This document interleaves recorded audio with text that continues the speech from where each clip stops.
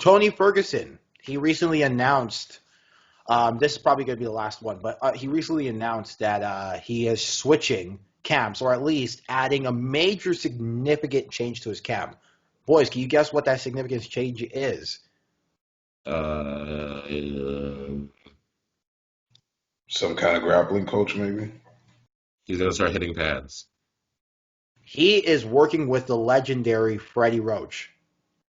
Oh, Oh, wow. okay, so he is hitting pads in a way, but Yeah, yeah, okay. yeah, he's gonna start working with Freddie Roach. He put out a long post, which I'm not gonna put, but he has basically decided he is gonna be working with Freddie Roach to take less damage. That was his whole thing. He wants to take less damage, and he wants to kind of clean up the fundamental boxing in preparation for Beneil Dariush. And I'm not gonna lie, I'm kind of sort of excited to see how this goes. Right? Like chaos is kind of Tony Ferguson's thing, but if Tony Ferguson wants to make adjustments and realizes that guys are catching him a little too much, I like it. I like it. I don't know if this means, hey, instant win, because now you got one of the greatest boxing trainers of all time next to him.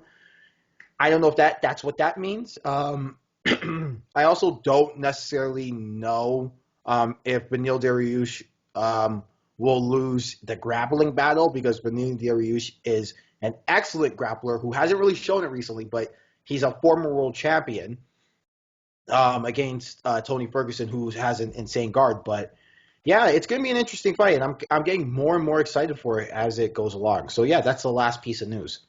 I don't really Uh, think of Freddie Roach because the only product I really know of his is Pacquiao. But I don't really think of Freddie Roach as being somebody who is like a defensive guru per se. So I'm a Yeah, little confused as to why he chose that particular boxing coach. But well, Freddie Roach is, see, the thing about it is Freddie Roach is known more as an offensive whisperer. So you are right, kind of right in that perspective where he cleans you up from a technical perspective offensively, right? He gets your jab singing again. He gets your right, and that's the thing with George. Remember when George worked with Freddie, and then all of a sudden he came with that jab, right? You guys, you remember what I'm talking about? And he yep. just came with that Shot, really yeah. nice, yeah. And then he added the Superman punch to it. It was just like, good lord. But yeah, like I you are right in that perspective. But I think the thing about Freddie Roach is, though, from perspective of Tony Ferguson, is that Tony Ferguson did not really have an official camp, right? He did not have guys like he had a kickboxing coach. Obviously, he went to 10th Planet, and he had his own kind of training session area, and he had his coaches, but he didn't really have a camp, you know. And now having kind of a coach like Freddie Roach and kind of making commitments, I think will help him, right? Because now all of a sudden Tony Ferguson isn't the guy where he's like, okay, today I'm going to work on this today. Today I'm going to work on this. It's now Freddie Roach saying, no, today we're going to work on this. Tomorrow we're going to work on this, and giving him some structure. And I'm not saying it's going to work, but I'm That's interested. exactly what you're saying, Mike. If it's not gonna work, then what's the point? No, no. What I'm saying is it could The work, it could not. You don't know, right? You don't know unless you see it. Mike, we're here. We're doing a pod, so you got to put your neck out one way or another. But I would say this: I don't know if it's gonna work. Hilarious, like you just said.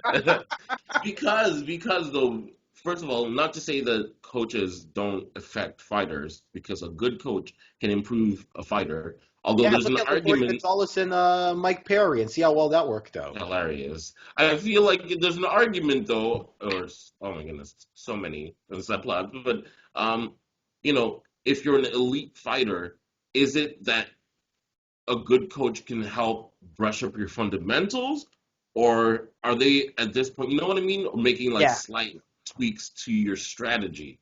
Like if you're like a race car, you're not gonna try and rebuild the the race race car. car You're from the gonna ground up. Yeah. change the way it drives the track, right? So I don't know. That I don't know how much, especially at the stage that Tony Ferguson. It's one thing if we're talking about like Edmund Shabazian is going to go train with Freddie Roach, but like at the stage that Tony Ferguson's in, I'm just wondering whether Freddie Roach can have that effect. I think Jeremy makes a good point. Is Freddie Roach really defensive, known for his defensive boxing? And I also think, Benil Dariush, who says he's going to go out there and bang? That's exactly my point, He right? just That's exactly watched my three point. rounds of Tony Ferguson getting out grappled. Why, as a champion grappler, why the hell would he want to go Well, like that's trade exactly with my this point. guy? I'm not convinced.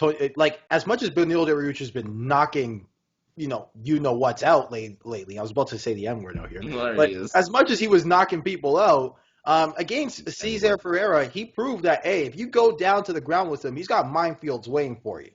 But But Tony he doesn't Ferguson, have any though, professional but the training. thing that I can see So, Freddie Roach helping Tony Ferguson out with is his movement inside and out of the pocket because Tony Ferguson's one of his good punches is that hook, correct?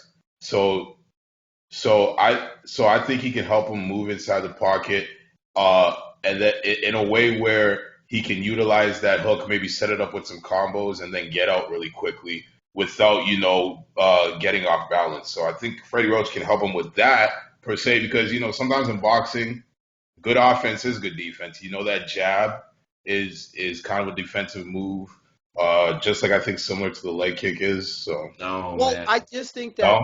Sorry. Well, I you got agree. a rebuttal. Sometimes good offense is good defense, but I feel like the older you are, the more important it is to have good defense. I can't think of too many, maybe except like George Foreman, but I can't But even remember. George Foreman was a good defender. It's just that he didn't look clean. Like I was telling Jeremy, George Foreman is a good example of how you can have good defense without generating swing and miss per se, right? More, Or more about blocking and stuff, yeah, right? Hmm. yeah.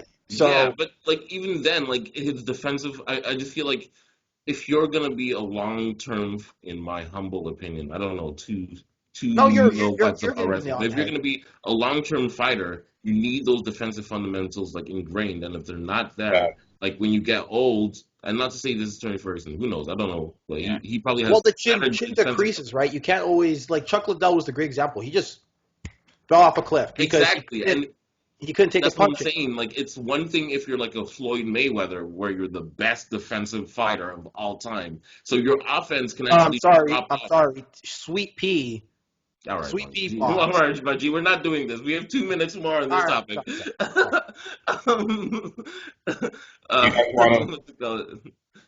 But it's one thing if you like have like that great defense and like your output because throwing shots takes like energy. And I'm not gonna say I feel like Tony Ferguson's point is just father time. No disrespect. I feel Well, I like just think now that it's at the point where he's like used to that firefight and is on the wrong end of like the damage of the firefight in my oh humble. no, it's true. Well, look, I agree with you. You all raise good points. Where I'm interested is that Tony Ferguson has never been a great technical striker, ever, Yeah, right? yeah. And especially when it came to his boxing, he kind of just relied on generating chaos, But right? that was his whole And thing, was like his success was based on like his unorthodox strikes. yeah, generating To the chaos. point where he's getting beat up against Justin Gaethje and is still throwing spinning stuff because like that's his default. Like All right. that's what he knows But how to do. what I am saying though is, right? What if Tony Ferguson can get some of those technical deficiencies cleaned up, right? He doesn't necessarily. I'm not expecting Sweet Pea out there, but what I am saying though is, what if he can finally start jabbing with his chin tucked behind his shoulder? In what, What six if? months? Huh?